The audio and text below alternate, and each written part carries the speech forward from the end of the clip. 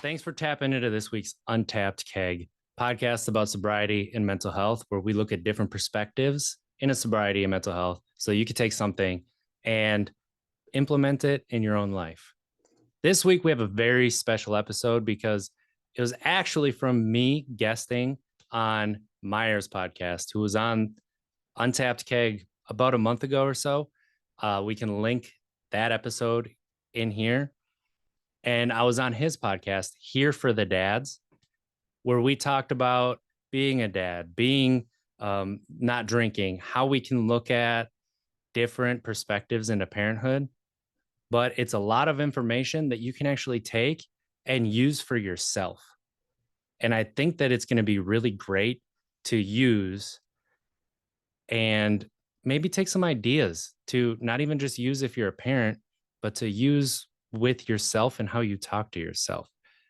So here is the podcast this week from Here for the Dads with Myer Craw.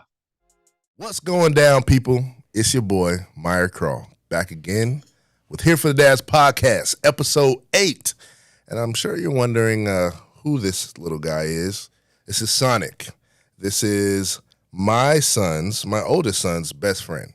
He was a little upset with me that Sonic's never been on a podcast before. So, Sonic, here you are, your first podcast. He's going to hang out with me here. But we got another guest, one of my new closest friends. We have done a lot together in the past few days. We're getting a chance to know each other a lot, and our kids are becoming best friends. So, meet my boy, RJ. What's going on, baby? Hey, Myer, thanks for having me. I appreciate it. Of course, man. We've done a podcast before on your channel. It was Untapped, and man, we had a great time. That moment, I was crying by the end of it. Like, if you haven't seen that one, please go back and see Untapped with RJ. It was amazing. Yeah, and it's Untapped Keg. So it's Untapped like a beer keg. Untapped Keg. Untapped. So it's a sobriety and mental health podcast. Okay. So I haven't drank. I'm sober, alcohol-free. Whatever vernacular that people want to use, I don't care personally because I've used them all, but I haven't drank in 9.5 years. Wow. December will be 10 years. Recently had a friend, actually, you know him, Mike, too, and he's like, hey, what are you doing for your 10-year soberversary? And I'm like, I honestly kind of forgot that it was 10 years. Like, I don't celebrate myself, so I was just like, oh, it's just another day. But he's like, yeah, you should do something because that's a big deal. I'm like, you're right, it is a big deal. I need to figure something out. So at least he let me know a few months in advance. So what ideas do you have right now, if anything? Like, how do you want it to be big? I mean, you're going to naturally say you don't want it to be big at all if you don't like to celebrate yourself. Yeah, but probably just going out to eat with friends and allowing myself to be celebrated. That would be a big step for me. So yeah, that would be a big step. So probably go to one of my favorite restaurants or something like that and hang out. Make sure there's good non-alcoholic drinks. So mocktails or NA beer. There's so many amazing choices out there now that people just don't know about. So you can get the depth of flavor that you get with an alcoholic drink. That's not just juice. Yeah. And that is a big deal. So there's so much there too. Like, that's really, my wife just likes the taste. She could care less for the alcohol. She's not looking for a buzz.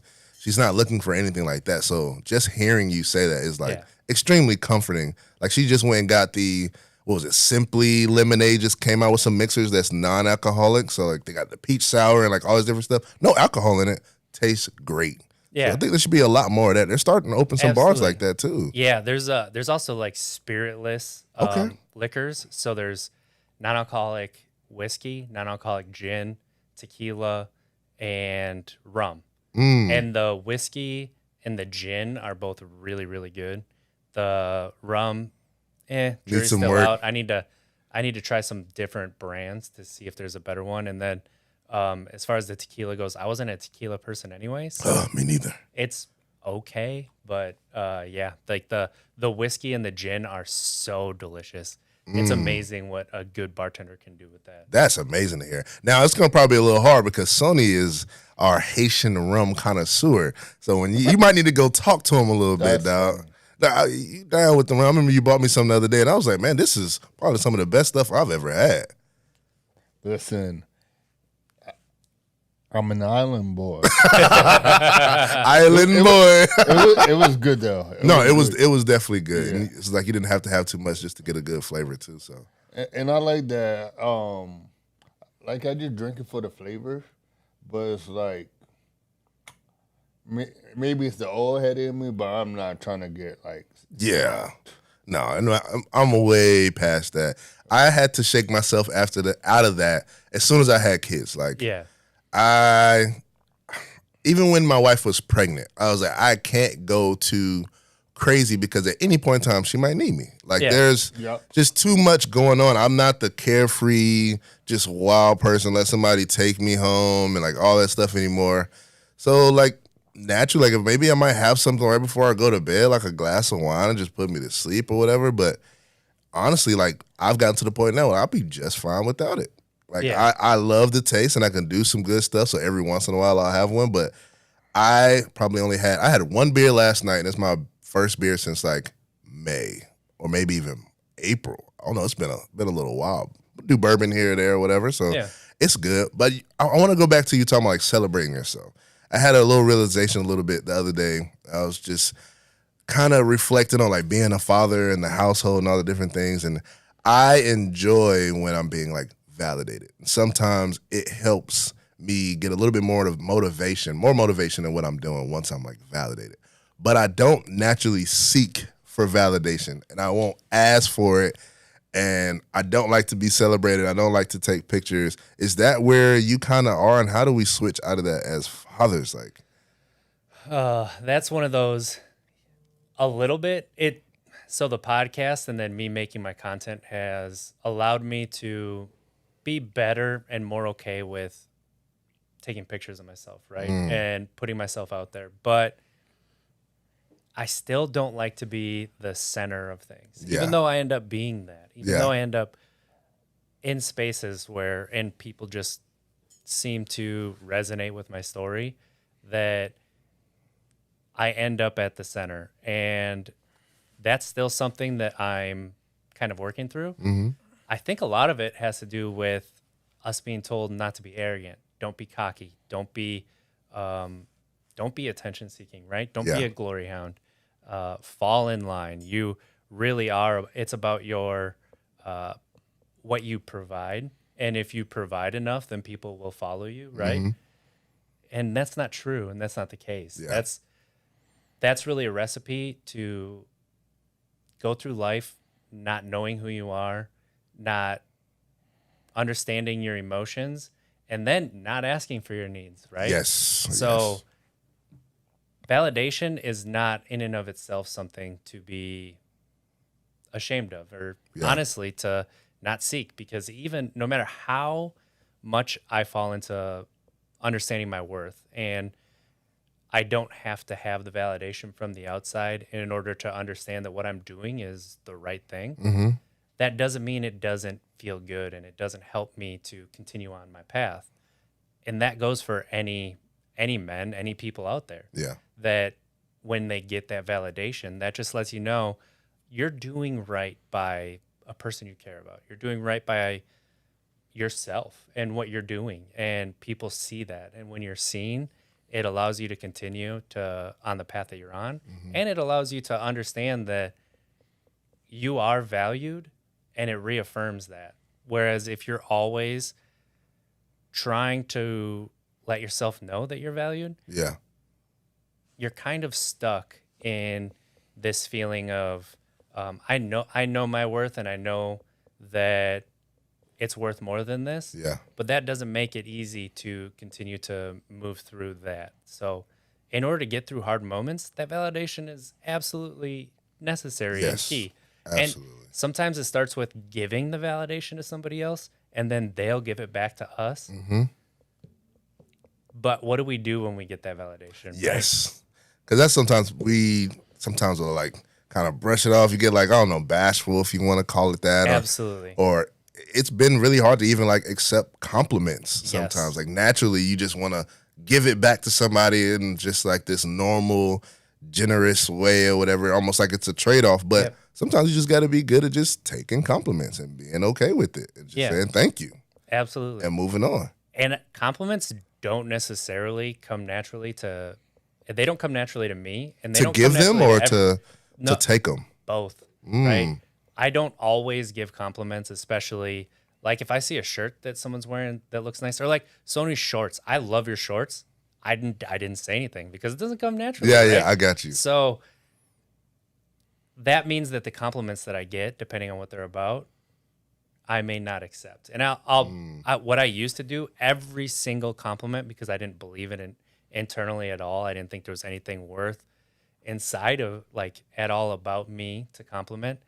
I would say, oh, I appreciate you being so nice, but Yeah. you don't have to, you don't have to say anything. As if it was Like, it's hard for okay. them to do it, like they had to try to Yeah. do it.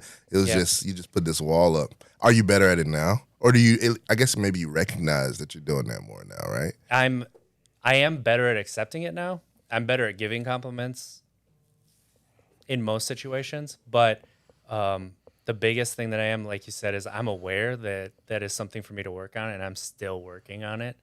And what I used to do, so at my wedding, my brother was my best man, and my dad, they both gave speeches. I used to just disconnect to the point where I don't remember anything past the first sentence of both their speeches. I've done that before. And so you look at the pictures and I'm just staring. And all I remember is, my wife reaching over and like bringing me back into the present. But I don't remember their speeches at all. And that's not on them. That was just because I couldn't accept being the center. I couldn't accept being the what somebody was talking about, especially in a positive fashion. How do we teach our kids to be okay with getting compliments and feeling validated without pushing that away? Is that an insecurity thing that they might learn that pushes them away from it? Or is we not teaching them their value thing? Like what is it? How do we teach them that it is okay and to ask for it? I know that's a lot. I put a lot of questions on you, but so to ask for it, I think, is just validating them when they do ask for it. Like my youngest will ask, "Daddy, look at my picture. Isn't it great?" And it's that's really amazing. So they ask for it then. Yeah, and what I noticed for myself, especially when I was younger, when I would get a compliment, my parents and society at large would follow a compliment with a teasing, right?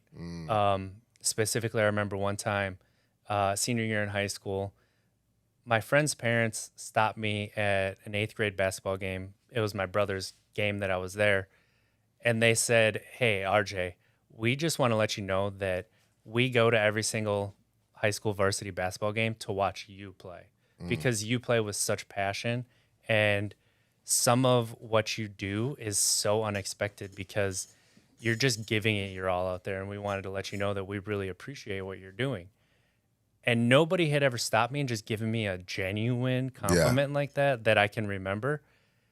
And I felt so good. And then as I'm taking steps up to my parents, they heard that.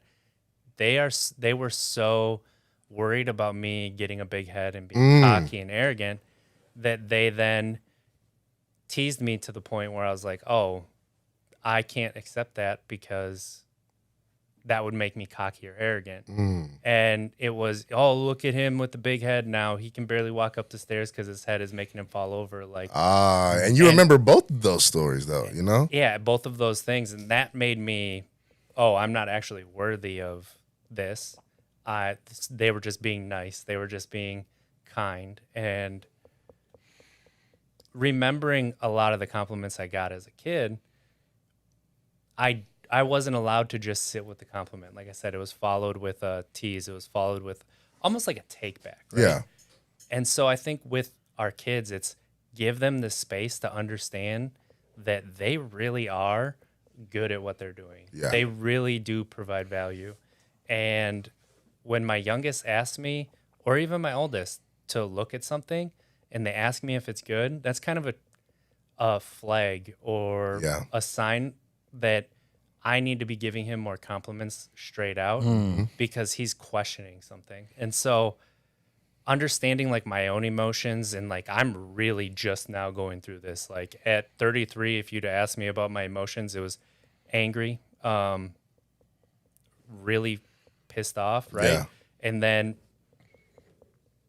probably just like, I don't know, laughing, Yeah. humor. I was That's about to it. say, is even happy is like I feel like we skip over that. Oh, yeah. You ever ask me, are you happy? So much stuff like goes through your head at that like point in time. It's kind of, you can't even answer the, yeah, I'm happy. Yeah. Either I'm laughing, like super excited about something, or I'm upset. Yep. Angry. And so as I'm going through this and I'm recognizing where in my childhood that there were some deviations, you know, some forks in the road, I'm trying to understand that my kids are 5 and 4 Yeah. and they have no idea. So if I want them to find out for themselves, Yeah. I have to continue to guide them to find out for themselves. So mistakes are okay. Compliments are given, even just trying. Yeah. I want you to try. So Absolutely. I'm going to reward you with validation that you're trying. And that goes a long way with them understanding that what their worth is, that their emotions. My 5-year-old with his emotions is at such an advanced level that it's unbelievable. Like, I'm 36 and he understands his body and his emotions way more than I do because I had disconnected for so long that I had no idea. And sometimes you don't know that you're disconnected either. Oh, absolutely. Especially until you get kids, you don't know you're disconnected. Yes. So like there was something you taught me the other day, and I truly appreciate it. It's really recognizing that you have to study these things. Like you have to figure out a little bit of like, why are you the way that you are? Why can't I understand these emotions?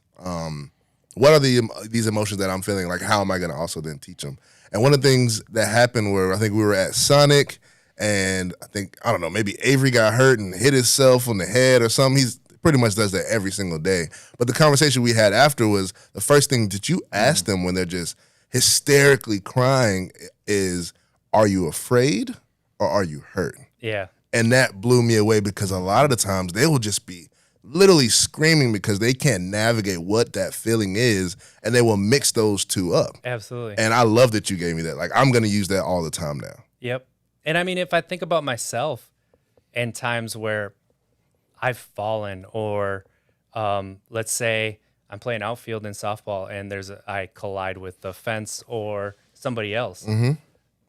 I have a hard time differentiating. Am I actually hurt or am I just scared about what just happened? And so the thing about anger and like pain and hurt is that it overlaps so much with a lot of other emotions. And when we're hurt, a lot of times we get angry. Yeah. And then when we're scared, we get angry. So it's the same thing with the pain and being scared. Are you scared or are you hurt? And when I ask my kids this, I noticed with my oldest, he was falling down a lot, and I'd ask him where he was hurt, and he wouldn't be able to give me an answer because he wasn't actually hurt. Yeah, he wasn't even hurt. And so I just asked him one time, "Are you scared?" And he said, "Yeah, I'm scared. That was really scary." And I'm like, "Okay, that's awesome that you know that." Yeah. And so with my youngest, he fell. I don't know. He's climbing something, and I give my kids a lot of latitude. If they're climbing, Yeah. then go ahead. And if you fall, okay, then we learned a lesson, Yeah. right? You felt it. Yep. Now you can equate And this now height. you know how to hold on Yeah. and honestly get yourself up and then get yourself back down. Yeah. And I asked him when he fell, I'm like, are you scared or are you hurt? And he kind of stopped crying for a second and thought about it. And he's like, scared. And then he started crying again. And I'm like, okay, come here. I'll hold you. Yeah. And I'm glad that you know you're scared. It's okay. It is scary when we fall. It is scary when we don't know. And then that has helped me to, okay, if you're hurt, we can take a second and figure out what's going on. Let's see how bad it is. But honestly, 9 times out of 10, it's them being scared and them reacting to it and not knowing. When I think about how powerful like that is, because there's a lot of adults that need to understand and to learn that too. And I mean, even for myself, like, Same. so thinking about that, because that translates to the way that you respond in relationships, Yes. like to your wife, at work. I could think about a moment with my wife just driving and a car coming up and almost hitting her. And then all of a sudden I just jump to being upset. And I just go, what are you doing? Like, why you do that? Man, you should have known. You should have kept this amount of space in between this car and that car. And it's not really that I'm upset. It's that I was scared. Yeah. And if I would internalize that first and think, okay, I was just scared, and either be able to communicate that when I'm speaking to her, it changes everything. It could change your tone. It can change the way that you two are communicating. It could do a lot. But because sometimes we operate in that fear, and that's what comes out into these 100 different emotions, the person sitting across from you, they can't diagnose that. They can't dissect that. When our child is screaming in our face and we don't know if it's fear, if they're actually hurt, it's almost impossible. Like, we now know the languages, or at least we try to know the language. If you listen for the cry, like, okay, which cry is this? Yes. Is he actually upset? Did he actually hurt himself? Is it a fake cry? Are these alligator tears? And we try to dissect that, but all in all, we really don't know until they're able to start telling us that, and we understand that in ourselves. So it seems like our kids have always taught us a lot, and they're continuing to teach us. What is something that you're probably most surprised that they've taught you, or that you're most proud of that they taught you? Wow. That's a good question. It's how compassionate and empathetic I am towards other people, and how that's translated into them being compassionate and empathetic with other people. Going out of our way to, and I'm saying our because this is something all three of us will do. If somebody is on the outside or somebody is nervous, we will try our best to bring them in. We'll try our best to create a space to let them know that they're not alone and they're accepted. Wow. And that helped me to realize, like, our children are our greatest mirrors. And a lot of times we focus on the negative things with that, but we forget that they're also our greatest mirrors when it comes to the positive things. And so if you see your kids doing something that you're proud of, they're doing something that they saw you do. They're doing something that you taught them.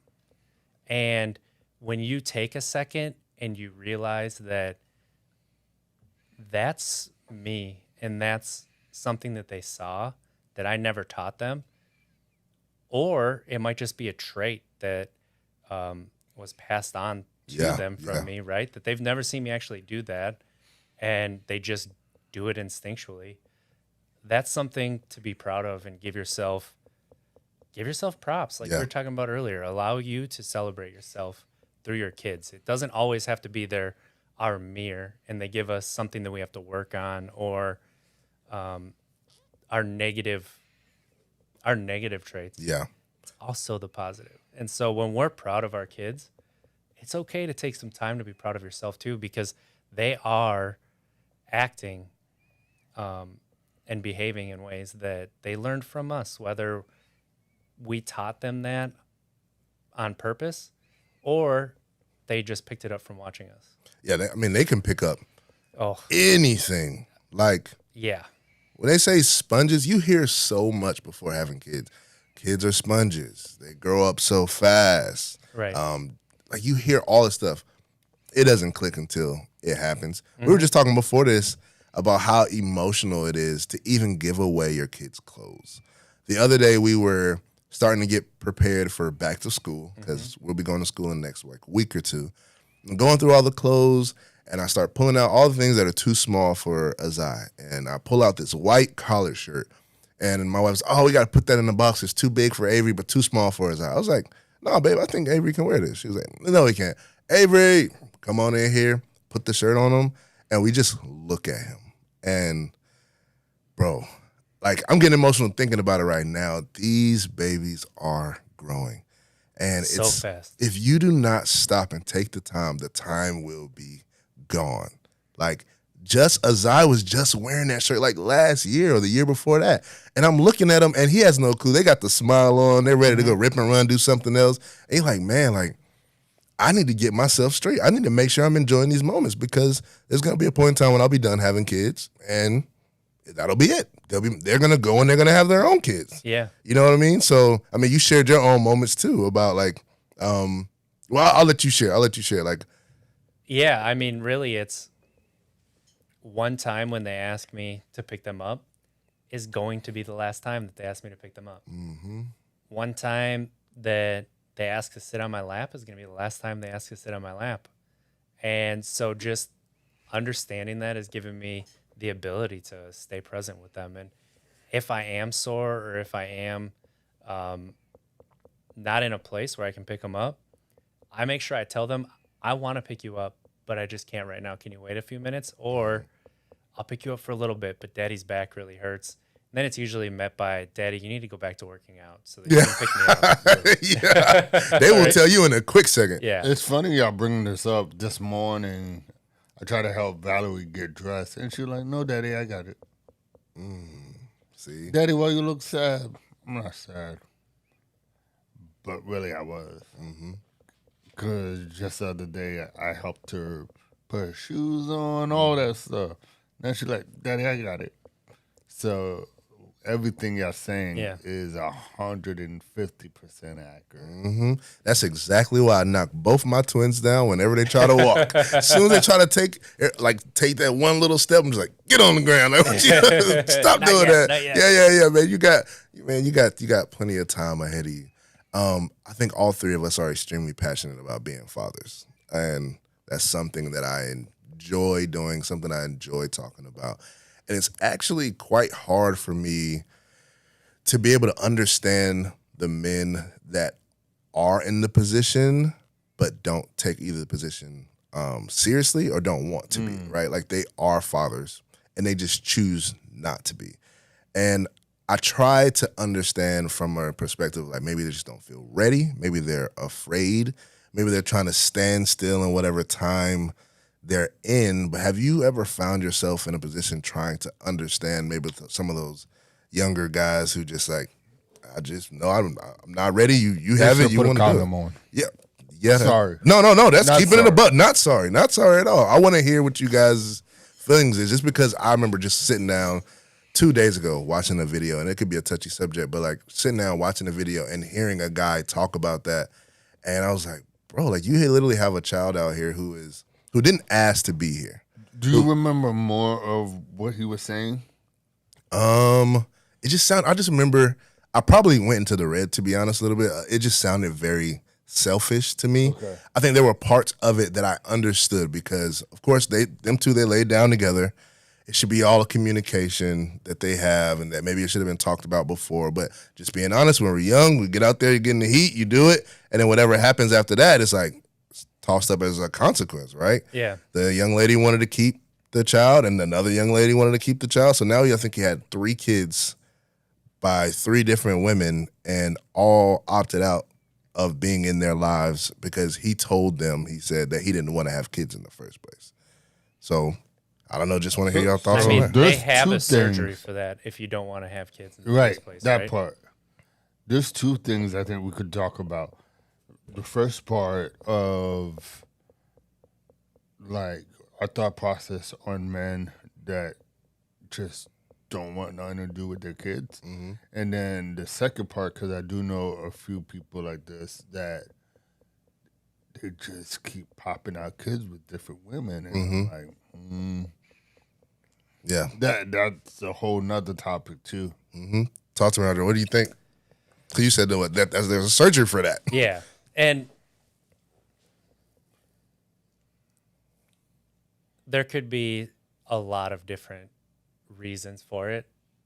Sometimes you think that you actually do want to have kids, and really that's just society and learned beliefs being pushed on you, and then all of a sudden it happens, and now you're in it, and you're like, wait, this isn't actually what I wanted. This isn't actually in alignment with where I'm at. There's also the fear, right? And the fear that comes from self-hatred. And I know this really well. It was because of my kids that I learned that I hated myself.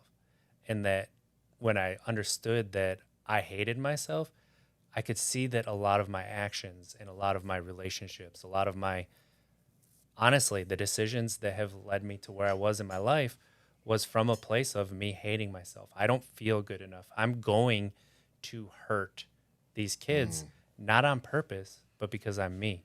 For me, it was they're going to have to deal with consequences that comes from being my son or my daughter or just my child, Right. me being their father. And I thought that that was them getting sick and suffering. And like, I honestly had that belief that they were going to get sick and suffer because they are my child. And that is not a place where you can be a great father. You can be a great partner or anything, honestly. And so when we say they're our greatest mirrors, we also get that fear of, hey, you don't know what you're doing. Nobody does. Right. But we think that because people look like they have it together, that they actually know what they're doing. And so that puts us in a place where if I am present and I try my best, it's not only not going to be good enough, but I'm actually making this child's life worse Right. than if I'm just not there.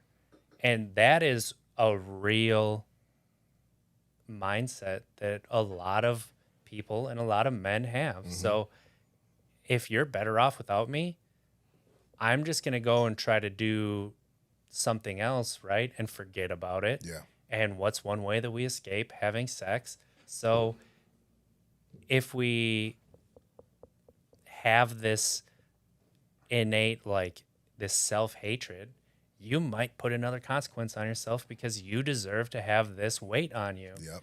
And that is a cycle that is something that can continue. Can I understand just completely, leaving your kid's life and not wanting to be there? Can I understand where it comes from? Sure. But can I understand actually doing it? No, because a part of accepting responsibility, right, is showing up. Yeah. Even when you think that you're not built for it, even when you think you don't have the tools or the understandings for it, you can learn. Yeah. But that's so scary. We're just talking about fear. It is. Right? Fear, hurt.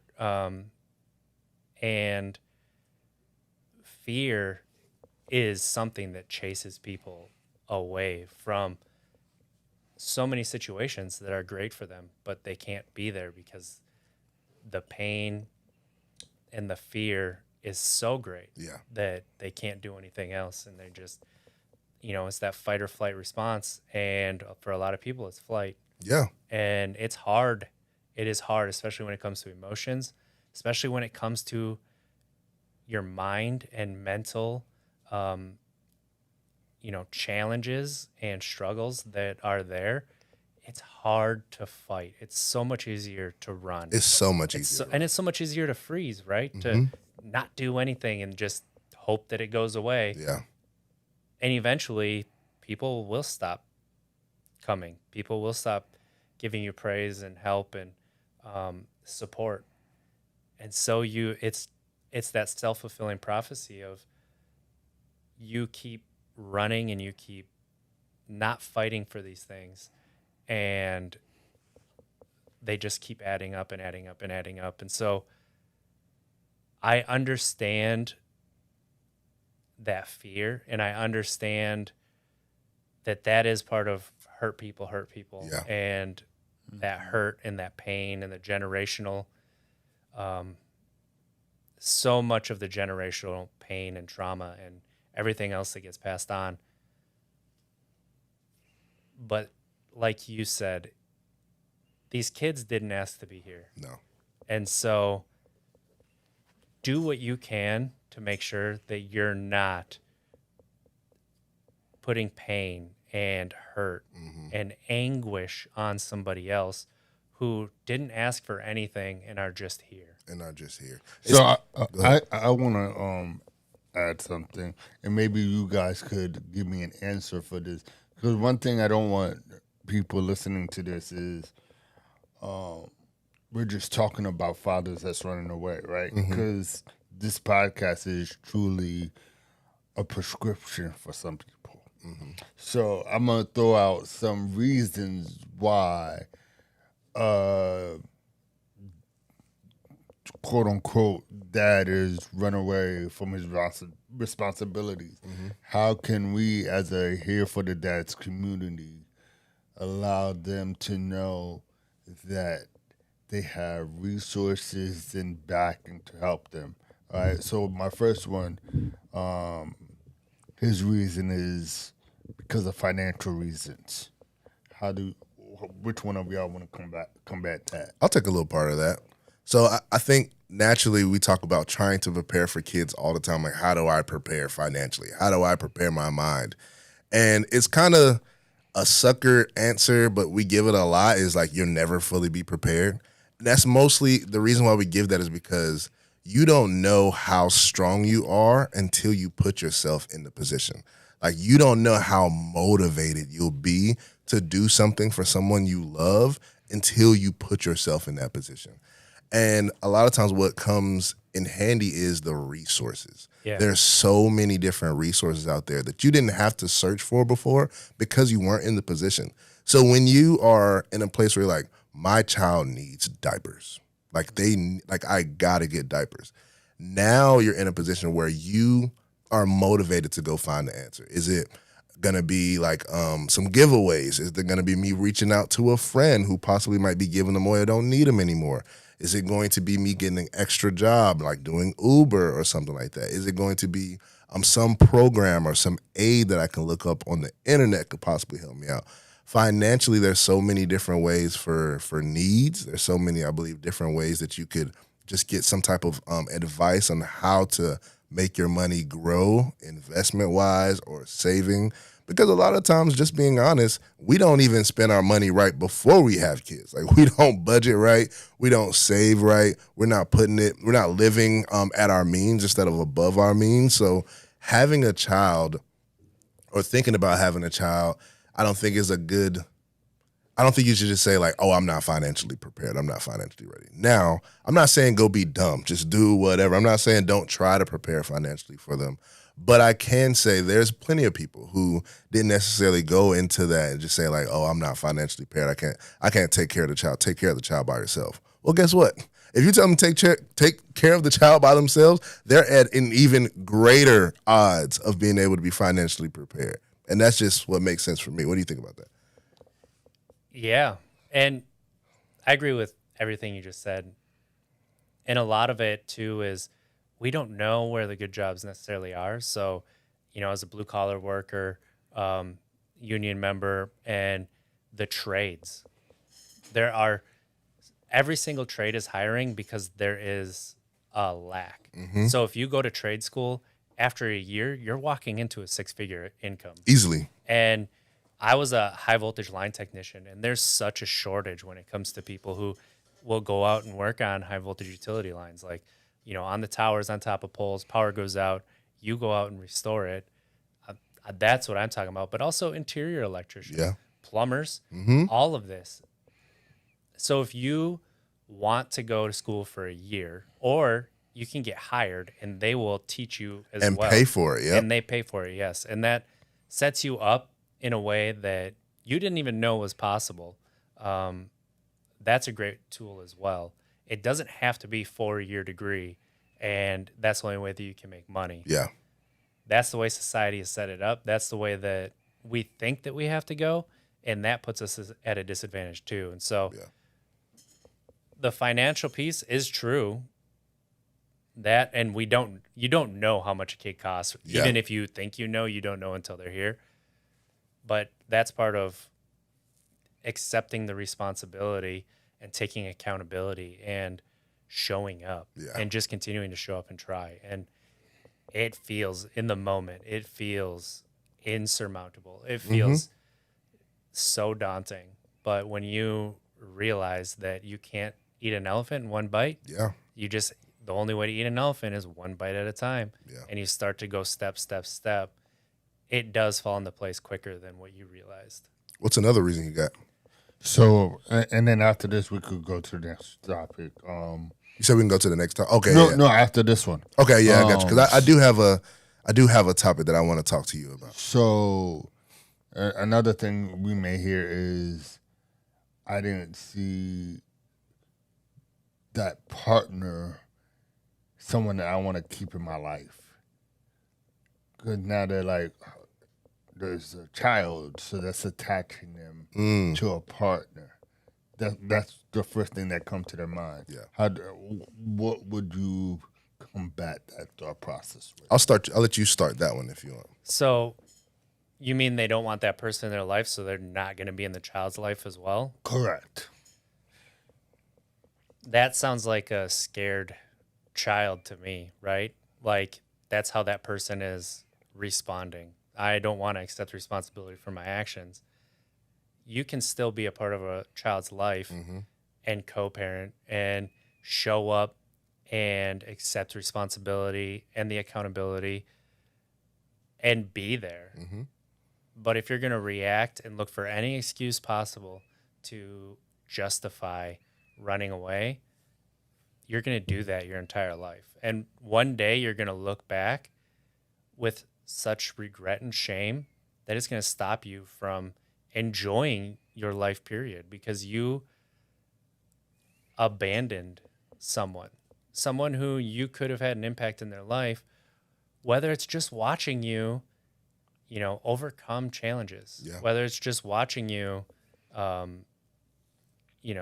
just go through life. And that's something that I've learned as a father is I don't have to hide my challenges from my two kids. I actually talk to them about my challenges, and then they know that I'm just human. Yeah. I'm not a superhuman. I'm not Superman. I'm dad. And they put me on a pedestal just because I'm dad, but I want to try to remove that pedestal as much as possible. Yeah. And so if you are looking for that excuse and you're like, I don't want this person in my life, so I'm going to run from both. And, you're really setting yourself up to have such deep regrets and such deep shame later in life that you will not be able to look back at your life and say that there were no regrets. I did everything that I could, and I'm proud of that. And I tried. Yeah, and that's something that I think about too, is if I find out that I have a terminal illness tomorrow, can I look back at my life and say that I tried my best, that I showed up, and it's not that I don't have any regrets, it's that my regrets are minimal, and there's that I still showed up even after I made mistakes, and I did the best that I could. And if I can say yes, then I continue going where I'm going. If I'm looking at where I'm going and I'm like, I would really regret if I didn't turn and follow this path. That is what kind of makes me change where I'm going and what I'm doing. So. Oh yeah, I did. Listening to Tim Ross, he kind of introduced a concept of like honor and honesty, and he kind of did it unconsciously. Like he did it consciously with what he was talking about. The way that I put it together was probably a little bit more unconscious. I don't think he was necessarily trying to teach it like that, but I was trying to remember that both of these things can be true at the same time, and it can help you in a relationship. So like you can still honor your child by being present and doing things for them and trying, while still being honest about not wanting to be in the relationship with that person. You don't have to just run away. You can't just be like, I need to honor myself and not try to be around this person, and I'm not going to be with the kid and like all that, because that's not, you can still be honest about it and honor at the same time. So I just wanted to mention that part. And I've been trying to mix those two together whenever I'm speaking about like relationship dynamics and just communicating with people about the things that I want. But I'm going to pivot a little bit. I'm not sure how I want to get into the conversation, but we started talking about it right before, and it had it was kind of about like race and raising kids and stuff like that. Would you mind just kind of like teeing that up a little bit? Because I think this is very important to talk about, and I think that there's going to be a lot of people it's going to help. Yeah. So I'm a 36-year-old white man who grew up in small town Wisconsin. There were 5, 6 families probably that were people of color. And so there's a lot of ignorance when it came to me growing up and going through life. And I met my boy's mom when I moved to Madison, and we worked together at the airport and got into a relationship. And I always had the mindset of like, if I'm attracted to somebody, like if you're hot, you're hot. Yeah. I don't care about like For sure. you're good If looking, you're hot, right? you're hot. Right.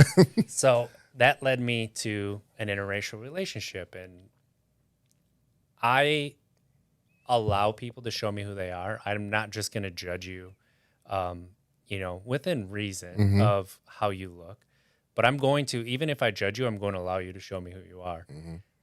And so the worst fight that we ever had, she asked me if I saw her as a black woman, and my answer was, no, I see you as my girlfriend, my fiance, I think at that time, and somebody that I want to spend the rest of my life with. She's like, well, if you don't see me as a black woman, you don't see me. And I was like, I don't understand. And that made me realize that I don't have context for conversations like that. Like I'm literally a toddler, and I didn't have those words for it until later on. But I saw somebody else talk about being in an interracial relationship. It was another white man who was married to a black woman, and he had the same conversation with his wife. And the way he said it, it hit home for me. And it was, if you don't see me as a black person, you don't see my struggle. So if you're not seeing race, right? If you don't see color, like let's say that. Yeah, because lovely, that's what they use. Like, I don't see color. Right. But then you don't see somebody's struggle. You don't see who they actually are and what they've overcome. And that opened my eyes to so much more. It was like it took the blinders off, right? I'm not just seeing you anymore. I'm seeing more context. I'm seeing more of the environment around and everything else. And that leads me to having 2 half black boys, and it doesn't matter if they're half black or not. Like the greater society sees them as black males. Yep. And I understood to a point what they might face, and I realized where I would not have context to be able to walk them through some of the struggles that they were going to face, because I never faced them. Right. And I let my boy's mom know, like, I'm going to lean on you hard in these situations. And then the George Floyd and Christian Cooper incidents happened, and murder, right? The murder of George Floyd, and then Christian Cooper, the lady calling the cops on him because he was trying to get her to leash her dog in Central Park. Yep. And that made me realize that people were going to be aggressive towards my kids for no other reason than they're males and they're darker skinned, right? And they happen to be big boys too. Yeah, I'm about to say, yours are like mine. They're tall, man. Yeah. Big boys. They are. And that allowed me to understand that I was worried in their younger years that they were going to lose their innocence before I did. That somebody was going to take their innocence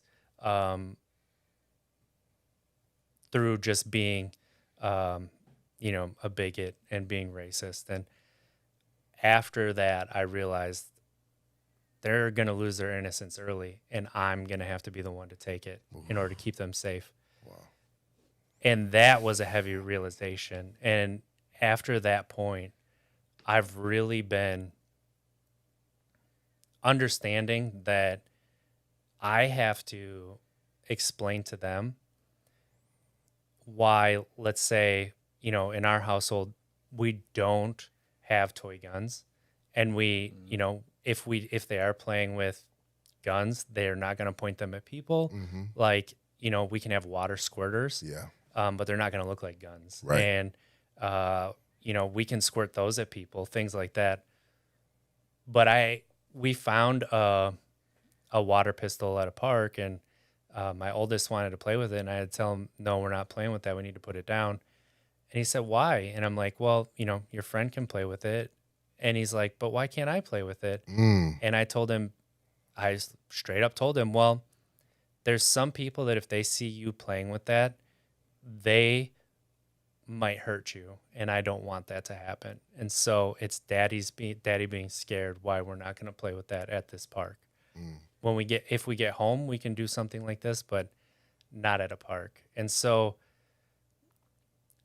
me understanding that I don't have the context to, or even the understanding of what they're going to face, it's made me go out to learn from other people and get words and a vocabulary and try to get as much of an understanding to the extent that I can to be able to provide them as many tools as I can to go through life. Because the reality of the situation is I can teach them as much as possible to be able to navigate situations, and they can act perfectly and make no mistakes, and somebody could still take their life, even if they do everything they're supposed to do and are perfect in the situation.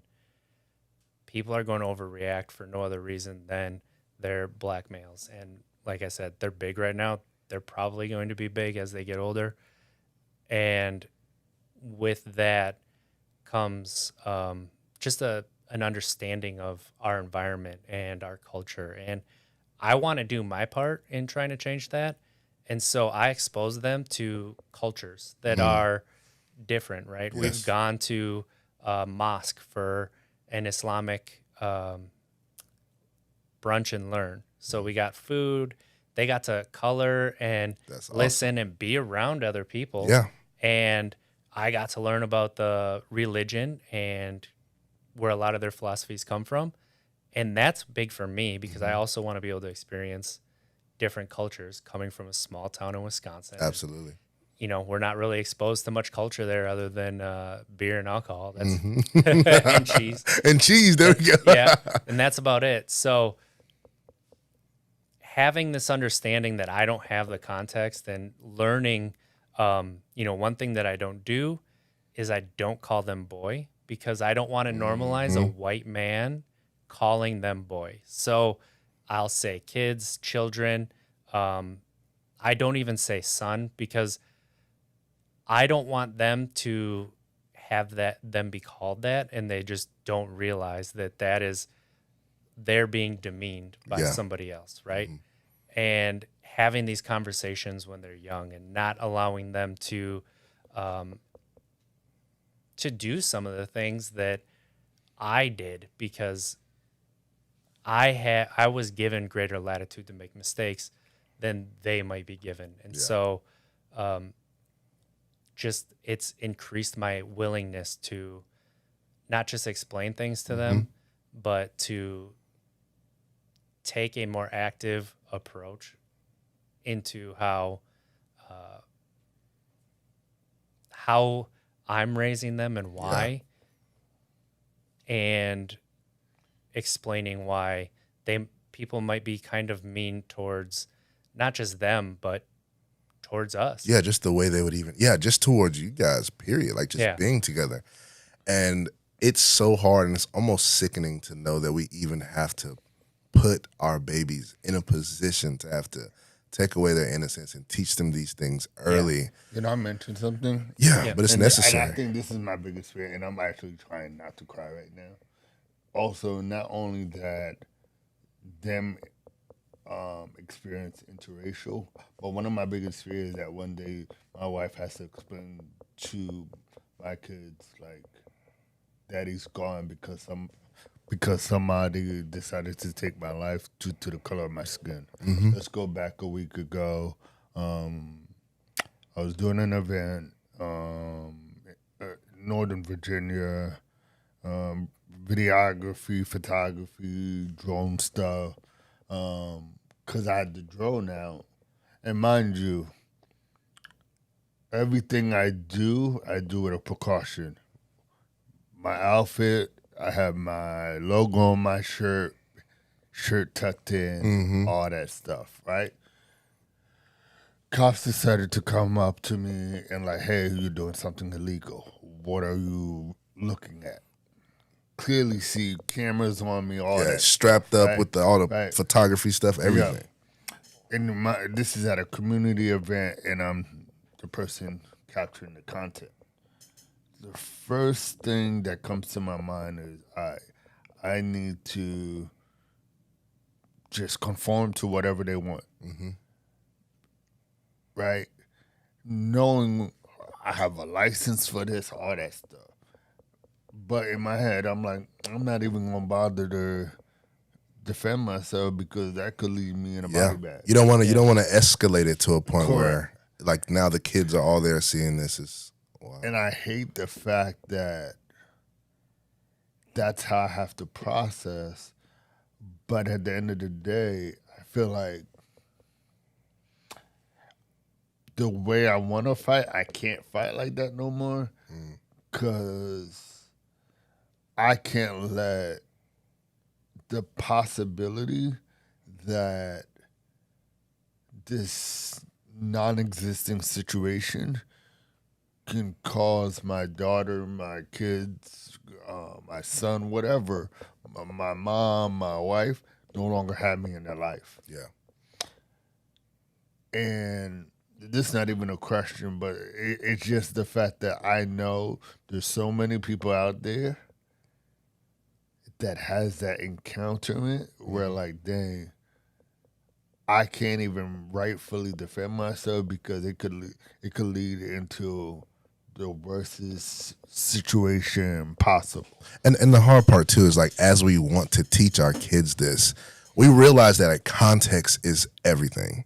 But there's also a timing to it that we're trying to meet. We don't want to wait too late, and we don't want to start too early to give them these things. And that becomes a great challenge because you're telling them these things, and they're trying to, like, process, how could anybody be that mean? Like, how, like, Daddy, you taught me to do, like, love first. Like, you taught me to do all these things right. How is it possible that after I do all of these things that someone can still see me that way?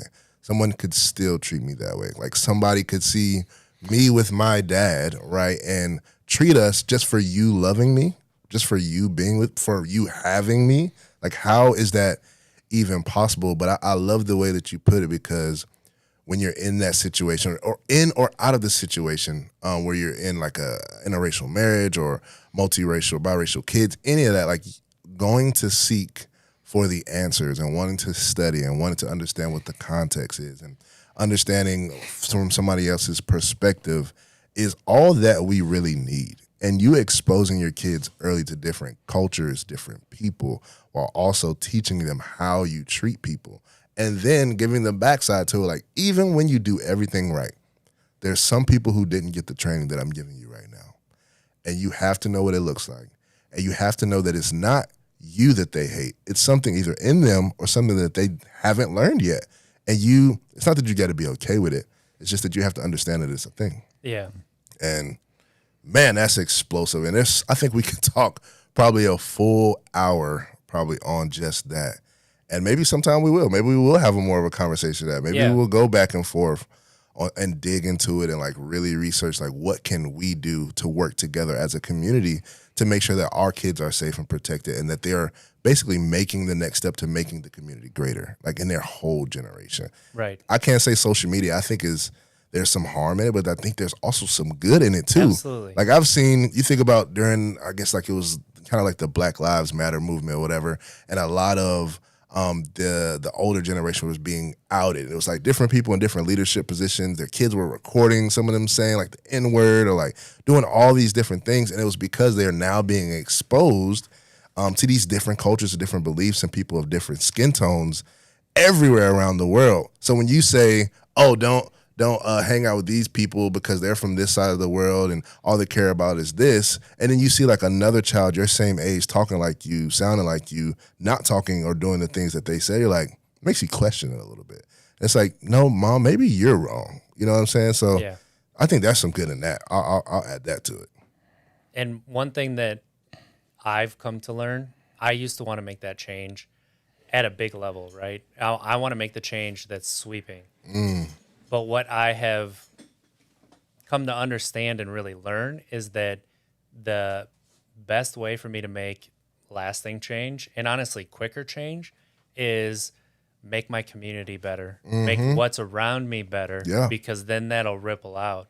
And so, what can I do to make my community be more accepting and understanding of people, and bring that in to create a better community around. And sure, it's a bubble because it's the community that we're in, but at least inside that bubble, which is going to be for quite a while, inside that bubble, at least we can just be, and we can live, and we don't have to have the operating to perfection and understand that that may not be enough as well. Yeah. So that is how I can make a change to really impact their life. And then that's why I'm, talking. And in the spaces that I was in, when I lived in Wisconsin, I stood up for people that I saw being put to the side, being treated unfairly for no other reason than who they were, and not even who they were, but what they looked like, right? And so putting myself and living in integrity and living my values in that way, it has helped me to see just how I can impact my community, and that's going to allow that ripple to extend faster than it would if I was just working to completely change a system that honestly is, kicking and screaming and being dragged to be changed. But it has to. Yeah. And I guess the last thing I'll say on that before we move on to like the Q&A that we have is you're doing a great job by leading by example. Like you said, they've now become a mirror to you where you see the positive in what you're doing and actually caring for people and moving that needle. I think I would like to say and think that I do the same thing. I think sometimes freaks my wife out the way I speak to strangers or I give them compliments. And one thing I always do, because I teach my son, like, you always love first. Like, you lead with love in everything you do. And now I naturally would just tell somebody I love them. Like, we were in the parking lot at Costco, and a guy was next door to us, and we got to talking about his Escalade and like all the other stuff. And right before he like closed the trunk, he was like, "All right, man, thank you, man, thanks for talking." I was like, "Man, cool, man, love you, man. Have a good day." And my son is now used to hearing that. My wife is just not. Like, she's somewhat used to it, but it makes her cringe every time because it's just not something she was used to hearing or seeing. And she's like, "You could just tell anybody you love them." I was like, "Because I do." Like, and even if I don't know them that way, it's a conscious reminder that I have to lead with love first. And I want the kids to see that. But we got a Q&A, man. Like, the Here for the Dads podcast community has been growing, and I've constantly been getting questions, and quite honestly, some of them that I'm not really qualified to answer, and I want to put them in positions to either hear from other people and hear their perspective. And at some point, we're going to have some community meetings where we'll have some older veteran dads or people in different areas who have experienced things that could possibly help and become mentors, because I think we all really need it, and it's something we don't talk about as much. That's where the fear and the unknown comes from. Is like, I am super afraid to do this because I don't think it's possible, because I have this wrong with me or this is wrong in my situation. And then they hear guys like us say, "Oh yeah, we didn't have the tools either. Like, we didn't do that either." It's like, "Oh, you guys look like you got it super together." It's like, we look like that, but we're still figuring it out. You can figure it out too. Yeah. So in that, Sony has all the questions in a notepad. I think there's 5 or 6 questions. I'll have him start it off, and you'll start off the first one, and then we'll kind of work together. We'll just get it going before we get out of here. Sound good? Sounds good to me. What you got? So I'm gonna start with this one. It's kind of deep, but I feel like we're in a deep segment, so this is gonna keep things rolling. This is from Popstar. Okay, keep your mic right here. I can make sure I can hear you. This is from Popstar. I am probably a stepfather. My wife had 2 kids from a previous relationship. One of the kids, who is 4, has his father still in his life, but quite honestly gives us hell from time to time. One of the hardest things we face is his father telling him he's not allowed to call me dad. I've never asked him to call me dad, but he does. Because he seems... Okay, I'm about to edit. This is probably how you typed. Because he sees me as a father figure and we spend the most amount of time together, at times I've asked him not to honor his father's wishes since he's still in his life, but I feel wrong. Should I say something to his dad about it? Because I feel like that's a touchy subject, but also I feel like telling a 4-year-old not to call somebody dad if they see them in that way is that wrong AF? Help. That's a hard one. Well, it's hard and not hard. I think I know what I want to think. And I would say yes, at 4 years old, telling a child not to do something and then not explaining why. Like a lot of times we're just like, do as you're told, do it this way. Mm-hmm. So I think just being honest with the 4-year-old, like, hey, you can call me dad and I'm not going to stop you from calling me dad. But here is XYZ, right? Mm-hmm. And then having a talk with the dad. Hey, I didn't ask him to call me dad. He calls me dad. That doesn't mean that you're also not dad. Right. Both things can be true. And the more you provide a space for them to come to you and be honest and know that they're safe no matter what. Yeah. It's not about reacting to things, like it's about responding. And not knowing and asking questions is a great place to start. Absolutely. And continue to do that. But I really think, yes, have the conversation with the dad. Understand that it's going to come from a place of defensiveness. It's going to come from a place of fear and a little bit of pride. Not feeling worthy. I mean, that's really what pride is, right? You don't feel worthy, so you double down on this to try and make it about something that it's not. And just explaining like, hey, I don't want to replace you because you are the father and you are dad. But I'm also in his life, and I want what's best for him as well. And so can we work together to make that happen? Because it's not about us. It's about this child. And we want them to be the best that they can be. So in order for that to happen, we have to be at least on the same page. You don't have to be doing the same things every single time, but at least on the same page and work from there. Yeah, and like you said, being on the same page. And then we had a conversation on your podcast about respecting a child's intelligence. Yes. Like sometimes you don't even want to explain it to them, but this will be a great time for the child to see those two working together. Yep. To figure it out. Even if it comes out where one of them gets a nickname, right? Like let's say like stepfather now gets a nickname and you explain to him like, hey, we don't want you to forget about, I don't know, your dad, or we're not trying to replace him. He really likes that name for himself. I think it'd be cool if you gave me a nickname and then you get a nickname and you just kind of work it out. But as the child is getting older, he'll start to see this is the way that they handled that situation. I love and respect them for doing that because no matter if they do it or they don't do it, when the child gets older, they're still going to look back and say, now I don't like the way that they did that. This, I don't respect that they did this, or it made me feel, this type of way or defensive, or I reacted this certain way. And you don't want to put that on your kids. Not that type of pressure. I don't think it's fair. Yeah, absolutely. Especially that young. You're setting them up to be worried about your emotions. Mm-hmm. And that's not their job. Their job is to understand their emotions and problem solve, work their way through that.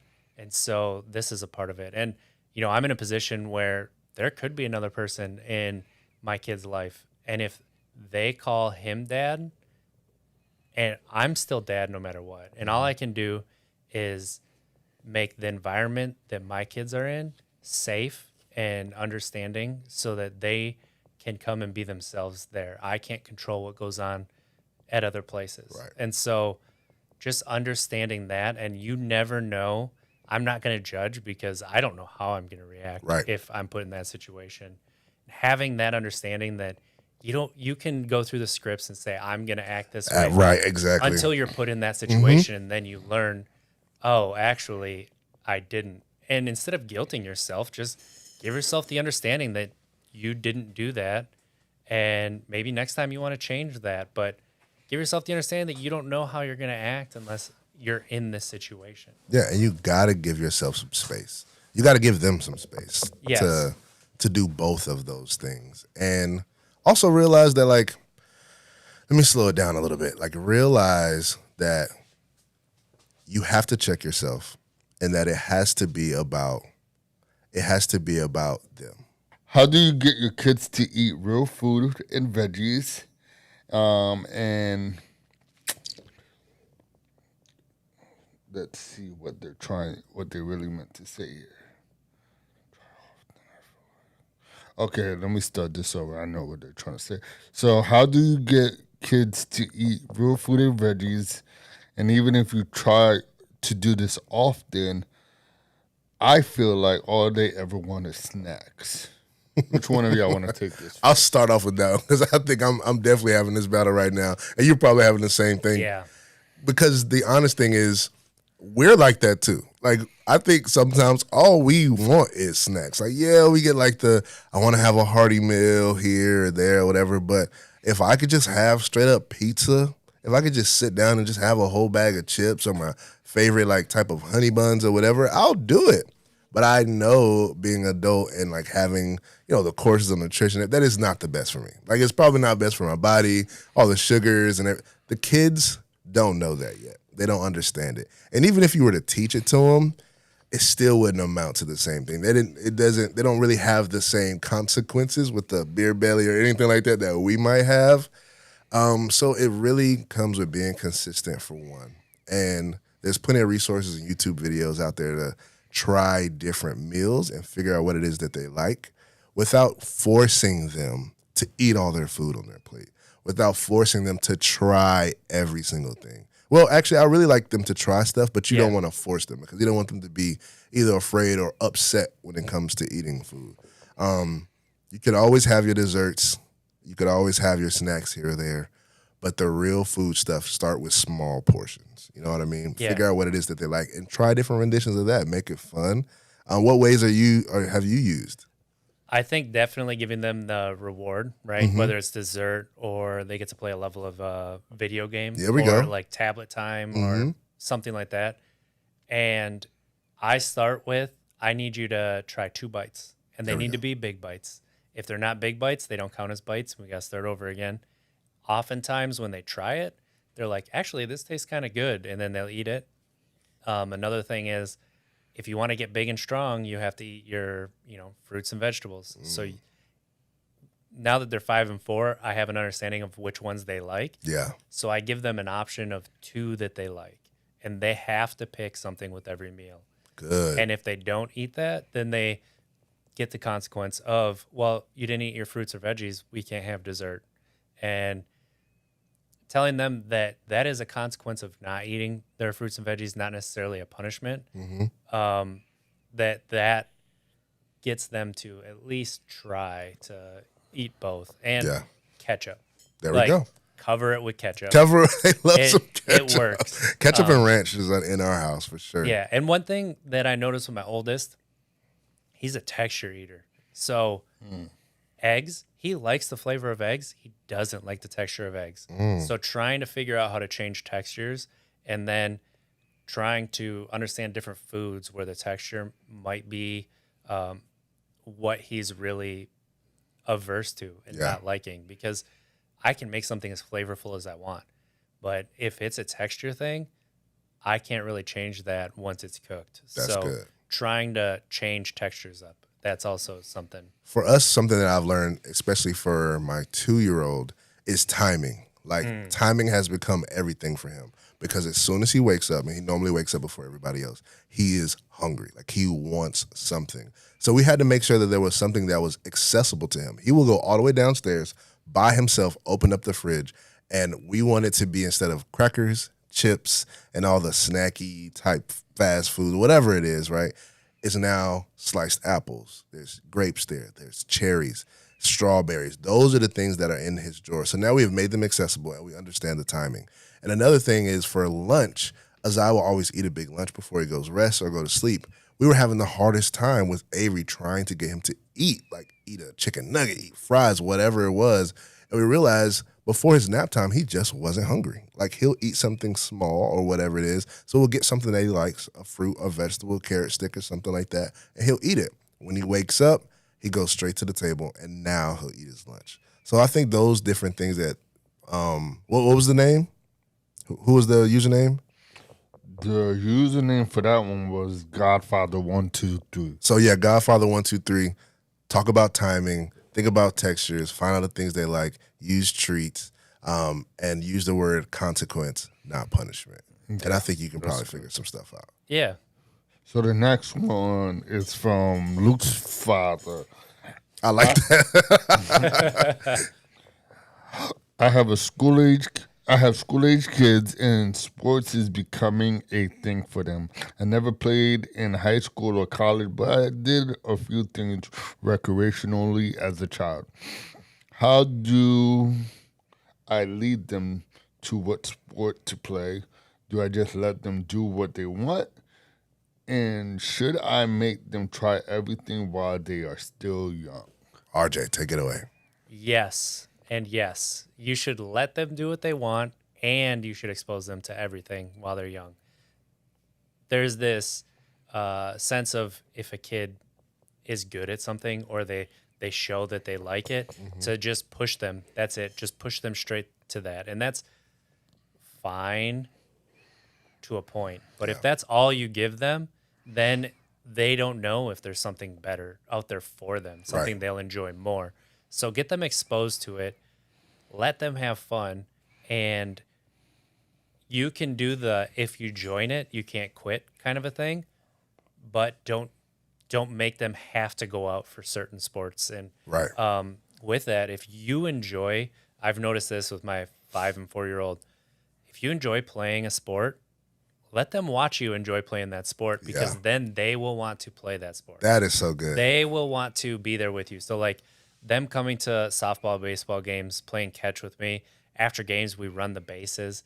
And then I had I get the red bat that everybody's had with the wolf. Oh, yeah. I got one of those. Yeah, they're 5 and 4, and they hit my pitching already. Like, smooth. I mean, they love it, but they don't like to put the glove on their hand and go field, so I didn't put them in T-ball yet. Got you. We've done soccer, swim, kung fu, a lot of different things, but it hasn't gotten to the point, the sports that I've really enjoyed yet, and that's because I don't want to push them into something before they're ready. Yeah. And I want them to tell me what they're enjoying. So my oldest likes to play catch with me. He wants to learn how to catch and throw, and so I'm teaching him, but I'm not forcing him to. Hey, do you want to do this? Yeah, let's go do that. Okay, sounds good. Hey, do you want to do this? No, I don't want to do it right now. All right, that's fine. And just kind of like keep it going that way. That's good that you said that part too, because I think me as a football player, like they see me watching it all the time, and like I feel the urge, like I want them to dive into it or whatever, but I have to hold that back a little bit just so I can be able to see if they like what they're doing or not. Yeah. Like they're gonna start flag football for the first time here in like another week or two, but I am just gonna be exposing them to everything. Like Bluey, the other day they had an episode and he was like, Daddy, I gotta show you. They're playing football. And I like watched it. I was like, oh, baby, that's not football. That's rugby. And he was like, rugby? So now the coolest thing that I do is now exposing him in different ways. So either we buy a video game that has the sport in it, or like one thing we're going to do for rugby, I have a good friend who's in Georgia. He's played for Nigeria, like all professional team and everything. He's amazing. Played with him in high school, and for football, we're going to call him, and I'm going to have him actually see him like talk about rugby and show him his jersey and the ball and all that good stuff. So I'm just enjoying exposing him in different ways. 2 days ago, we watched my brother run track on on YouTube. We watched that, and for the next 2 hours, that's all we did in the house. We ran around the kitchen like we were doing 4x1s. I put the nugget out and I used the broom. We did the high jump. We did long jump, all type of stuff. So it's cool to like expose the kids to a bunch of different things and actually pay attention to what they like. Absolutely. What else you got, bro? Okay, so this next one is from Papa Doc. Ooh. I've seen multiple different ways to discipline our children online. I don't know if I have a name for my parenting style, but I know I want to do things different than my parents did to me. What are some effective ways to discipline? I usually put my kids in the corner for timeout or practice repetition to help them remember things that I've asked them to do. I just want to know if what I'm doing is effective. I can take this one. Please. That's a hard one. My disciplining has really changed, especially over the past couple of years as I've become more in touch with my emotions and teaching them to be in touch with their emotions. I really let them lead. And so like timeouts, I sit them down and I let them know there's a consequence for their action. It's not a punishment, right? Or I'll take like sometimes we'll be playing on the Switch and I'll be like, no, we're turning it off because if you two can't play together, then we're not playing this and we're turning it off. And that's the consequence. I have found that I have not had to actually give them timeouts maybe once a month. Yeah. And the biggest reason for that is because at the end of timeouts or during timeouts, I will go over and I will make sure they know that they are not bad, that they are not wrong, that what they did was not the best action. And that's part of learning, right? Yeah. And you will always be loved by dad. And so they always get a hug. Even if they're in the middle of timeout, they will always get a hug and know that I'm here and I'm not going anywhere. And this is a part of learning is we get consequences, right? So after the timeout is over and the timer goes off, I will talk to them and I'll say, okay, why did we get timeout? And they will tell me why they got timeout. And sometimes the reason they think they got timeout was not actually the reason they got timeout. So I have to explain to them, no, that's not it. But I don't want them to internalize things as themselves. Yeah. I want them to understand that it was the actions and keep that separate so that goes back to the worth thing. And I've found that if they make a mess, hey, why are we making a mess? And have them clean it up. Yeah, right? absolutely. That's the consequence. They get to clean it up. They like helping me get things done, and it teaches them how to clean up in a way that is more effective. And then as far as like the repetition and getting people to, or getting the kids to do things that you've already taught them, I learned with my 4-year-old, sometimes my 5-year-old, I give them too many tasks at one time. And so when I do that, that makes them forget one of the tasks or not do it completely. And it's not their fault that they couldn't remember all the tasks that I gave them. So I have to walk them through. And eventually they'll start to do it on their own, but I have to let them show me when they're ready to do it on their own. And then you'll see it start to go faster and smoother. And they'll realize that they don't have to be like just like ready to go and try to be perfect. They can make mistakes and it's okay. And they have room to try to figure it out their own way. Just because I try to tell them to do it one way doesn't mean that I know the best way. That's right. And so let them figure it out themselves. And that'll teach them some problem solving too. So yeah, those ways really, I don't try to give consequences that come with disconnection. I want them to know that I'm there for them and like that connection is still there. And that makes the lessons that are learned seem to last a little bit longer. Yeah. And the two things I guess I'd like to add to that is one of them, like you got to know your kids. Like you want to be effective, of course, but every child is going to be different. So like them hearing you say certain things, they may react different than maybe your other child would. So you have to learn and you have to know what that looks like, what it sounds like. Maybe a child needs to be affirmed a little bit more. Maybe a child needs to be maybe they do need the repetition. Maybe they need, when you're given the task, they're remembering some of them, but they don't understand why they're doing them. So giving them a task and then and then connecting it to something. So for Azai, he'll always forget to turn the light off and close the door in the bathroom downstairs. So I was like, man, I keep telling you to do this. Like, why isn't he remembering to do that? And then I'm like, okay, I have a reason why I want him to do that. Maybe I need to let him know, hey, baby, the reason why we turn the light off and close the door when we leave the bathroom is so Noel doesn't go in there and pull all the tissue off the floor, off the roll, and puts it all on the floor, and he doesn't eat it and all that other stuff. Now he's like, ding. As soon as he comes out, you'll see him remember it. He's like, oh, I see the baby. Let me go back in, turn the light off, close the door. So connect those tasks. Good. We'll do one more question before we get up out of here. I know we're kind of running long on time. I'm enjoying this though. Like this, me too. I'm gonna have to make this part 1 because this is good. This is gonna help somebody. Please talk about grocery store tips and tricks again. So I guess we talked about it. Yeah, I did a little solo on that. Yeah, it's hell every time I go along with my toddler. So I can start off on that one because I remember talking about it. I did like a little solo video at the house. I was talking with my wife, and it gets crazy in the grocery store with like all my kids. Mostly, it was really with my 2-year-old because we don't say terrible twos. We say like terrific twos or whatever. But a lot of times there's a lot of things that they want. They just can't verbalize to you, and it gets a little bit hard. But him is like, he loves apples. He is like a fruit monster, fruit ninja. He's a horse, whatever you want to call him. Like, so when we go into Harris Teeter, that's the first thing he sees.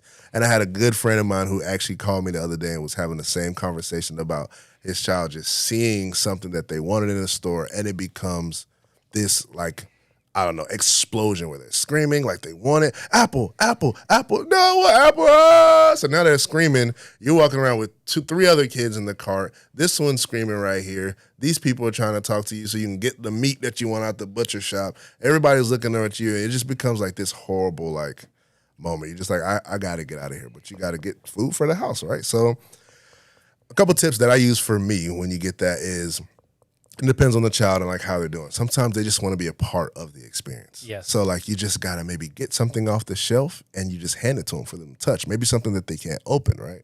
So that's one thing I do. Or if I'm going through like the fruit aisle and stuff, instead of buying like the 1 or the 2 apples, which I used to do, I will grab the whole bag of apples and then I could take one out and it takes him longer to eat the apple. So instead of giving him like something small that he can eat and he's trying to get another one, like another piece of bread, I'll just let him have the apple and it'll take him the entire time to get around. And I don't have to worry about if I'm going to pay for it or not because it's the bag and that's what I'm getting priced for. If they're just eating the apple and I have to go weigh it, now I feel like I'm stealing a little bit, right? Yeah. So that's one, I guess that's 2 different ways. And then the third one is just like asking like, hey, you hold the list. We're going to be in charge of this. And I'll put little pictures on it. Hey, do you see the apple? Do you see the bananas? Do you see the potato? What color is the potato? And you kind of take them around and they start getting into it and they get a little bit more excited about it. And it's a whole lot less screaming because now they're distracted about the things that they really want. Because there's some stuff in there that I really want. I'm just not screaming about it. Yeah. What about you? I mean, I do this a lot of similar things where I get them involved, right? Because they want to help. Same thing. And so I also pick and choose, okay, you want this. Are we actually going to get it? I guess we can look at it and see. And that they might get to pick one thing out at the store, and I'll let them know before what it is or what it might not be. At Lidl, Yeah, I don't even know. Lidl, Lotto, Little, right? Little, yeah, all of them. Any place that has little carts, I let them bring their Oh, carts. that's so and then cool. they get to take something that we need and put it in the cart. That's cool. And I teach them, don't put the bread on the bottom, right? Because that'll get squished. So then they start to know where things go and not to squish things.